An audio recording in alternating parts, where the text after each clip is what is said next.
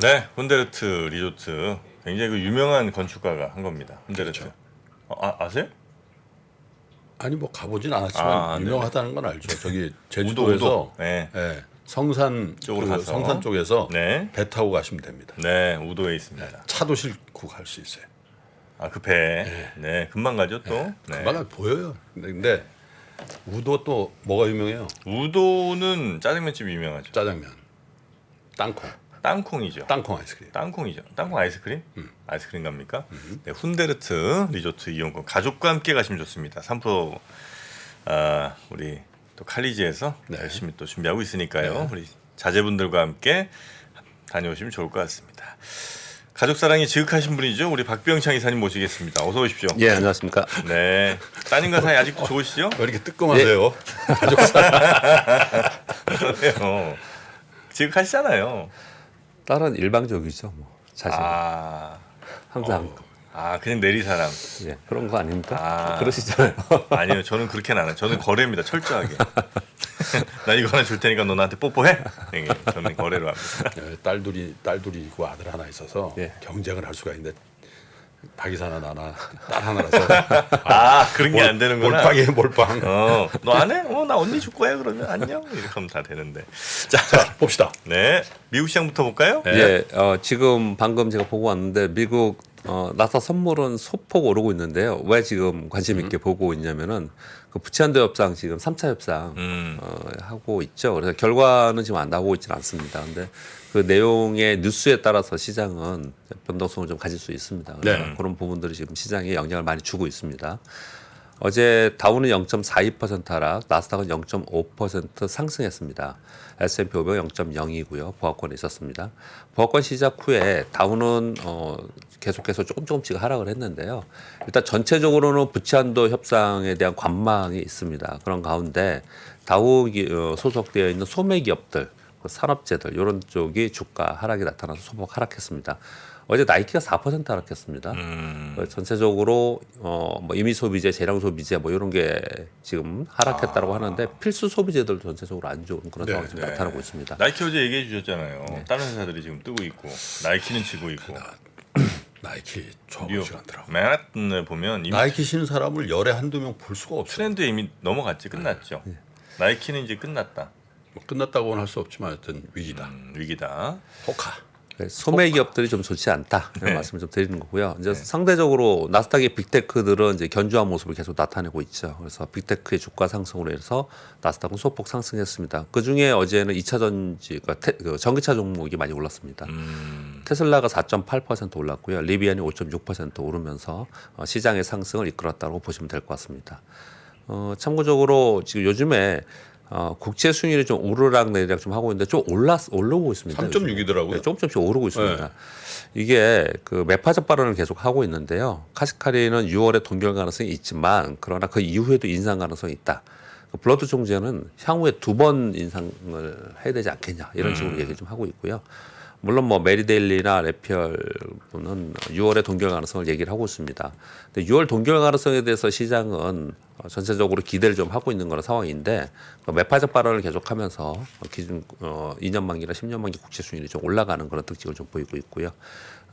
지난주에 기술주들이 좀 많이 올랐습니다. 그래서 어제는 이제 소폭 쉬어가는 그런 모습을 나타내고 있습니다. 보시면 애플이 마이너스 0.5%, TSMC가 마이너스 0.9, 엔비디아 마이너스 0.2, 뭐 이 정도 수준이에요. AMD는 2% 올랐고, 마이크론 테크놀로지는 이제 중국에서 수입 금지한다는 게 있지 않습니까? 그것 때문에 장중에 제가 볼 때 시작할 때 한 4%, 5% 하락을 했었어요. 다행히 종가는 2.8%로 좀 하락하면서 저점으로부터는 좀 반등을 좀 했습니다. 전체적으로는 부채 한도 협상 관망 그리고 섹터별 차별화 그렇게 보시면 될 것 같습니다. 테슬라 리비안은 많이 올랐군요. 예, 네. 전기차는 많이 올랐고요. 알겠습니다. 지금 미국 시장 잠깐 더 추가적인 언급을 드리면요. 빅테크만 오른 것 때문에 어제도 말씀드렸나요? 이거 빅테크 떨어지면 떨어지는 거 아니냐. 너무 쏠림 현상이 있다. 뭐 이런 걱정들의 뉴스들이 좀 많이 나오고 있는 그런 상황이고요. 테슬라는 뭐 광고를 시작한다면서요? 광고. 테슬라. 원래 광고 안 했었나요? 아니야 자기 자사 광고가 아니라 예. 그 상업적인 광고를 한다는 거 아니에요? 테슬라가? 저는 자사 광고를 봤는데 자사 광고예요? 예. 테슬라는 광고를 안 했어요 지금. 안 했는데 한다고 저는 그렇게 읽었는데. 아 그런 거예요? 아, 테슬라는 광고를 아예 안 했어요? 뭐 저도 그냥 얼핏 봐갖고 한번 확인해야겠습니다. 어, 예. 그래요? 잘못된 거 말씀드리면 안 되니? 아 자사 광고구나. 예. 그러니까 자사 광고라는 게 뭐니까 테슬라 광고를 매체인이 한다는 거예요? 그렇죠. 그렇죠. 예. 참나. 왜요? 아이고. 3% 연락 주세요. 일론 씨. 그리고 또 하나는 미국 시장에서 시장이 계속 약세를 생각하면서 네. 그숏나 아니면 아랫 방향으로 베팅하는 게 굉장히 많았다고 합니다. 네. 길주들도 많이 팔고 그래서 뭐 후회스럽다 뭐 이런 기사들이 좀 나오고 있는데 이제 반대 방향이 좀 많이 그동안 있었다. 그런 얘기들이 나온다는 얘기는 좀 예. 시장이 올랐기 때문에 나스닥 같은 게 또 올랐고 그래서 이제 그런 우려의 목소리가 나오고 있는 그런 상황이다 말씀드립니다. 그리고 우리나라는 어제 코스피 0.7% 올랐고요. 코스닥 1.2% 올랐습니다. 뭐 시작할 때는 코스닥이 조금 더 센 것처럼 보였는데요. 2차 전지가 올라줬습니다. 야 근데 저게 지수보다도 어제 체감은 훨씬 더 많이 오른 것 같은데. 느낌에. 왜냐면 요즘에 종목들이 좀 오르고요. 2차 전지 삼성전자가 별로 안 올라서 그렇구나. 예. 전에는 1월부터 그러니까 사실은 1월에는 로봇이 제일 많이 올랐어요. 로봇 AI가. 그리고 2월, 3월, 4월 요때 이제 2차 전지가 이제 네. 급등을 하고 이런 모습이 나타났는데요. 근데 2차 전지가 오르는 동안 그 사이에 다른 데들이 그렇게 좀 쏠림 현상, 그래서 자꾸 쏠림 얘기를 했잖아요. 근데 지금은 왜 체감적으로 지금 김부로 말씀하신 대로 체감적으로 그때보다 좀 좋다 그러냐면은 여러 섹터들이 같이 오르고 있어요. 지금 종목별 차별화는 분명히 있지만 그러니까요. 같이 오르고 있기 때문에 분위기는 좀 심리적으로 좀 좋아진 분위기다 이렇게 보여지고요. 어제 같은 경우에도 지난주에 급등했던 반도체는 좀 쳤습니다. 그런 사이에 2차 전지가 다시 오르고요. 건설기계도 좀 쳤다. 조선 많이 오르고. 많이 올랐고 조선은 뭐 급등했고요. 뭐 이유는 뭐 수주가 하나 있었고요. 조선의 향해 그리고 성과 상승에 대한 기대 보고서가 좀 나왔습니다. 네. 그래서 조선주는 뭐 수주 얘기가 나오면서 조선 네. 기자재는 굉장히 좋아요. 실적이 굉장히 좋았기 때문에 주가가 굉장히 좋았습니다. 그래서 어제 다시 같이 오르면서 조선 기자재, 2차 전지 반등, 건설기계 상승. 그런데 지난주에는 자동차 부품, 반도체 이런 게 올랐거든요. 근데 그들이 또 막 빠지고 매물 막 빠지고 그러지 않아요. 다 버티고 있습니다. 버텨요. 그래서 시장에서는 어떻게 생각하냐면 그러면 얘네 좀 조정 보이면 쟤네 오르겠구나. 뭐 이렇게 생각을 좀 하고 있는. 그 전형적인 강세장인데. 예, 느낌은 지금 그런 게 전형적인 강세장의 모습이에요. 예, 많이 이제 그런 모습을 좀 보이고 있는 그런 상황입니다. 그 침체 없이 다시 그냥 회복기로 간다는 뷰가 지금 이제 나오기 시작합니다. 침체 없습니다. 그렇습니까? 이따 김한진 박사님한테 다시 한번. 아, 그럴까요? 네, 침체 없이 저는 간다고 봅니다. 예. 지금 코스피가 6일 연속 상승을 했고요. 최근 들어서 외국인들이 연속 매수를 좀 해주고 있는데 어제도 거의 3,000원 정도 어제 샀습니다. 개인이 7,800억이나 팔았어요? 지난주에 2조 팔았잖아요. 네. 어마어마하게 팔고 있는데 삼성전자를 많이 팔고 있더라고요. 보니까. 개인이? 예. 삼성전자를 많이 팔고 있는 상황이고요. 외국인들은 비차익 프로그램 매수를 꾸준히 들어온 부분은 좀 특징적이다. 생각을 좀 하고 있습니다. 기관의 그 금융투자가 막 사고 팔고 하는 거는 뭐 매도가 나올 수 있다 늘 말씀드리잖아요. 근데 외국인들의 비차익 프로그램에서는 의미가 있습니다. 그래서 좀 분위기가 좋아졌습니다. 오늘 미국의 마켓 5월 제조업 서비스 PMI가 나오고 이제 경기 관련주니까 이제 봐야 되는 거고요. 경기 관련 뉴스 지표니까요. 부채연도 협상의 관망 분위기 속에서 이제 등락하고 있는 가운데 이게 만약에 좀 어떻든 간의 결과가 최악의 경우가 아닌 결과가 좀 나오면 당분간 큰 악재가 없어요. 그래서 사실 무난한 시장이 되면서 종목별로 이제 올라가는 종목이 계속 올라가고 이게 차별화 현상이 나타나지 않을까 생각하는데 요즘에 극명한 차별화는 경기 관련주와 성장주의 차별화가 나타나고 있습니다. 이게 왜 그럴까요? 금리 동결 때문에 그런 겁니다. 금리 동결에 대한 기대감이 있기 때문에 한편으로는 성장주가 오르고 경기 관련주에 대해서는 경기 침체 얘기를 계속 하고 있기 때문에 네. 경기가 안 좋으면 금리를 더 못 올리는 거잖아요, 향후에요. 그러니까 상대적으로 다시 성장주가 좀 그러니까 밑에서 미국의 올라가고. 성장주들 대부분 52주 최고가 나오더라고요. 예, 지금 그렇게 하고 있습니다. 알파벳도 그렇고. 움직임은 그렇게 나타나고 있습니다. 이게 미국만이 아닙니다. 제가 이따 뉴스에 말씀드릴 텐데 미리 좀 말씀을 드리면 중국도 똑같이 중국의 수급을 보면 똑같이 이렇게 움직이고 있고요. 그리고 아까 저도 뉴스를 겹치기로 가져왔는데 그 우리나라 그 연체율 계속 높아지고 이런 거 있잖아요. 네. 이런 것들을 보면은 확실히 내수 소비의 경기는 둔화되고 있다. 둔화될 개연성이 앞으로 더 있다. 네. 네, 그렇게 생각을 이제 시장이 바라보고 있는 것 같고 네. 그래서 그런 가운데 확실한 이익이 늘어나는 이익이 또 보장되는 이런 예. 성장주의 쏠림 현상이 수급은 이제 계속 가고 있는 상황이라 보시면 될 것 같습니다. 외국인들이 지속 매수로 인해서 우리나라 시장은 2,500포인트를 재돌파했습니다. 이거 돌파의 개념에 대해서 여러 차례 말씀 좀 드렸고요. 어떻든 간에 돌파했다가 2,582포인트 직전 고점입니다. 돌파했다가 다시 2,500포인트 아래로 살짝 떨어졌다가 다시 올라온 거거든요. 지금 지수가 2,557이잖아요. 네. 바로 위에요. 그래서 이걸 돌파하면 2,600포인트를 넘어서는 분위기가 되거든요. 그러면 지금 분위기보다는 사뭇 좀 더 좋은 분위기가 될 수 있습니다. 종목들은요, 종목들 섹터들은 그렇게 보시면 될 것 같고요. 그리고 그 중에 이제 시장에서 지난주부터 확연히 달라진 게 지난주에 보고서들을 보면요. 지금 아까 전포론 네. 말씀 주신 것처럼 경기에 대한 내용이나 시장에 대한 내용이 상당히 많이 달라졌어요.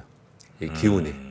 그 반도체 때문에 그렇습니다. 삼성전자 때문에. 네네. 이게 되면서 시장 기대감이 좀 올라온 부분이 좀 있다. 그렇게 좀 보시면 될 것 같고요. 어제 말씀을 드린 거 뭐 그대로 저 빨간 것으로 쏘았는데요. 2차 전지와 로봇은 먼저 올랐다가 가격 조정이 있었어요. 그리고 반등을 지금 기대한다.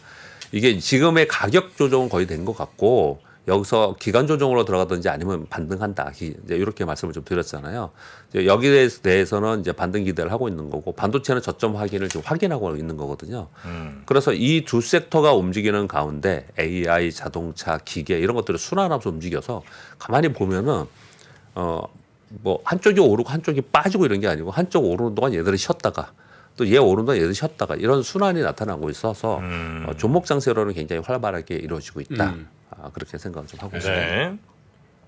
뉴스는 수출입 동향 아까 말씀을 좀 주셨는데요. 그래도 좀 몇 가지 말씀을 드리도록 하겠습니다. 뭐 일단 수출도 줄고 수입도 줄었습니다. 수입은 뭐 일단 가격이 오일 가격이 많이 떨어지고 이런 부분이 있으니까 에너지 가격이요. 근데 무역 적자 43억 달러로 누적 295억 달러, 14개월 연속 적자. 근데 중요한 점이 몇 가지가 있습니다. 이제 중국, 대만이 가장 많이 줄었습니다. 대만 마이너스 53이에요. 예. 대만 우리 뭘 수출하지? 대만으로 그- 뭐 그냥 반도체 예, 아닐까요? 예. 전기전자 부품들 많이 파는 거죠. 어차피 메모리는 우리가 잘 만드니까 뭐 그런 것만 팔지 않겠습니까?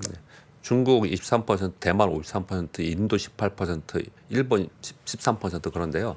미국, 유럽은 그냥 자잘합니다. 1, 2%뿐이 안 줄었거든요. 근데 거의 대부분 중화권이라는 거죠. 이게 뭘 보면 알 수 있냐면요. 이번에 그 1분기 실적 발표했지 않습니까? 네. 여러분은 갖고 계시는 뭐 저도 이렇게 종목들 이렇게 쭉 보니까 그 반도체 소부장 기업들의 실적이 쇼크나 마이너스 50%막 이렇게 난 데들 있잖아요. 거기 이유를 보면 어디 보면 다 중화권 수출이 하긴 대만도 저기서 갔다가 중국 가는 거지. 예. 그죠? 공도 그런 데도 그렇고 많지. 예, 거의 그렇습니다. 거의 대부분 중화권 수출 때문에 좀 그랬어요. 그래서 그게 주는 게 가장 큰 특징이었고요. 그리고 뭐 늘어난 것은 이제 섹터별로 보면 자동차 늘었고 54%, 반도체 35%, 석유 제품 마이너스 33%, 가전 36% 이런 식이거든요. 근데 반도체 가전은 뭐 이해가 좀 여태까지 많이 들으셨으니까 이해가 되고요. 석유 제품 이런 거는 우리가 그 중간재료로서 많이 파는 거거든요. 근데 이런 것들도 계속 줄고 있어서 지금 우리 시장에서 아무도 거론하지 않는 섹터 중에 하나가 유화입니다. 유화. 석유화. 예. 아무도 거론하지 않아요. 이쪽이 상당히 안 좋고. 그래서 아까 제가 오면서 잠깐 들었는데 조선 있잖아요. 조선이 사실은 수주를 받으면 수주로 오르고 나중에 이제 실적 발표하면 빠지고 뭐 이러지 않냐 뭐 이런 얘기들을 하고 있고 근데 지금은 예전보다는 수주가 고부가치 수주를 많이 받아서 예전보다 좋아진다 이런 얘기들을 하고 있는 거거든요. 그럼에도 불구하고 좀 물론 저점으로부터 꽤 지금 요즘에 좋아졌어요. 어제 급등하고 그랬는데 네. 이게 좀 힘있게 주도 예전처럼 막 가지 못하는 이유 중에 하나는 이런 건 것 같아요. 경기에 대한 불안감 그리고 유화 제품 전체적으로 좀 이렇게 수출이 금액이 낮아지는 이런 부분들을 보면 이런 게 활발해져야지 더 좋아지는 거잖아요. 이런 것들이 좀 깔려 있지 않았나 생각을 하고요. 어제 수출입 동향에서 따로 빼서 반도체 수출 현황만 따로 좀 말씀드리면 조금 좋아졌습니다. 그러네. 예. QOQ하고 MOM은 좋아졌네. 예, 메모리 반도체가 YOY로 51%인데요. 마이너스인데요. QOQ로는 분기는 8% 성장했고요. 네. 원로도 8% 성장했습니다. D램도 그렇습니다. 네. D램은 분기로 24%, 원로 14% 증가하면서 요 수치를 보면서 트렌드포스 전망이 나왔는데 전반적으로요. 2023년 올해 공급 초과에서 수요 초과로 역전이 시작했다. 이런 표현까지 썼습니다.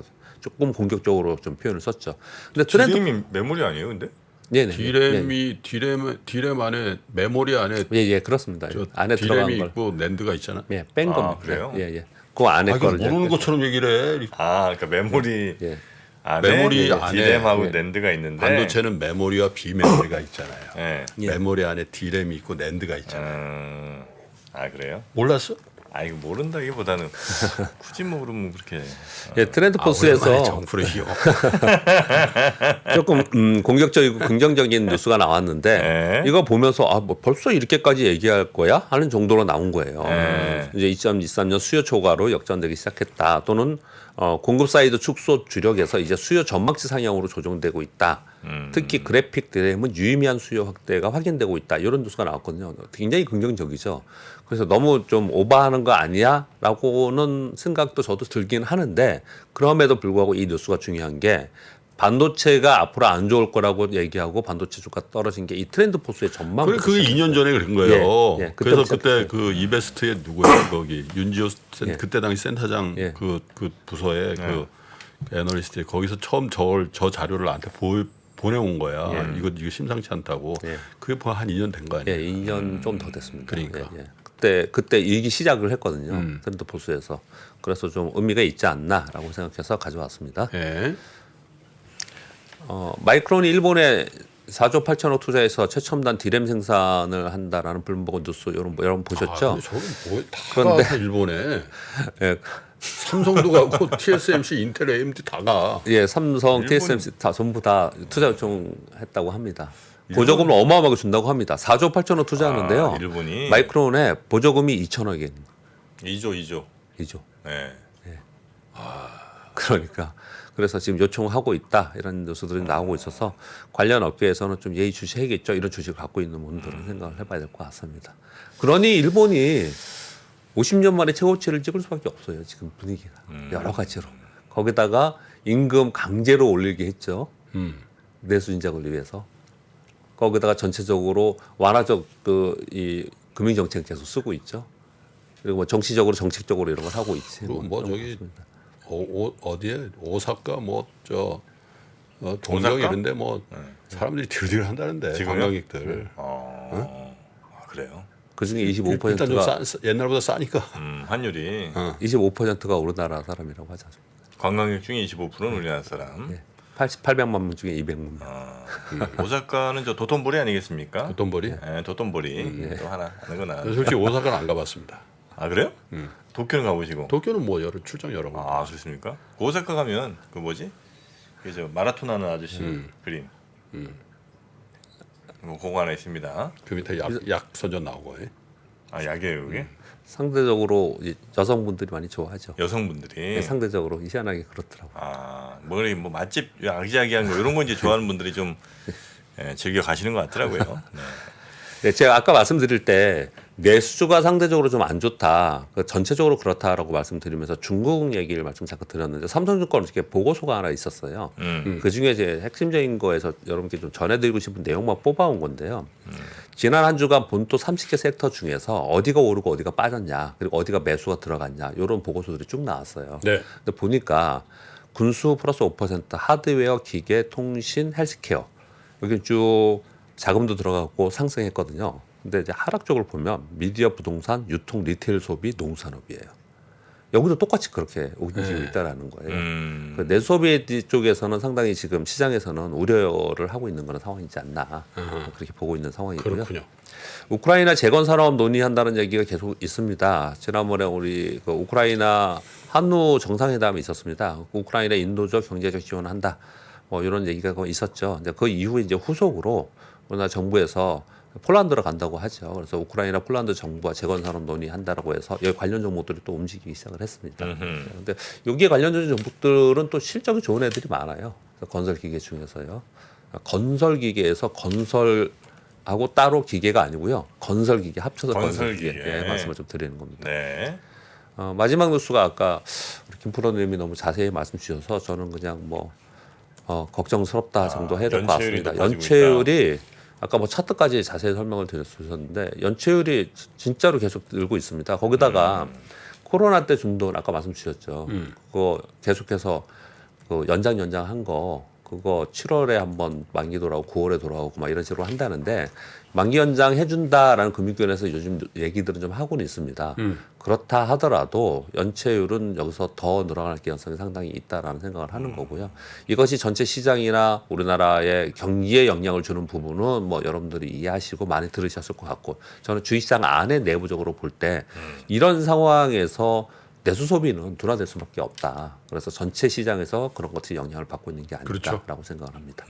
연체율이 과거에 이렇게 높아졌을 때 문제들이 늘 생겼습니까? 과거에도 뭐 연체율 높아졌을 때가 있었을 거 아니에요. 그렇죠. 그렇죠. 카드 사태 때 늘 연체율이 높아지면 네. 한 번씩 사고 터지는군요. 쇼크가 오죠. 예. 그래서 자꾸 이걸 얘기를 하는 겁니다. 그래서 연체율을. 예. 자, 이 연체율 관리를 잘 좀 해야 되겠네요. 이 은행들 금융권에서 거기서 할 수 있는 게 아닌가요?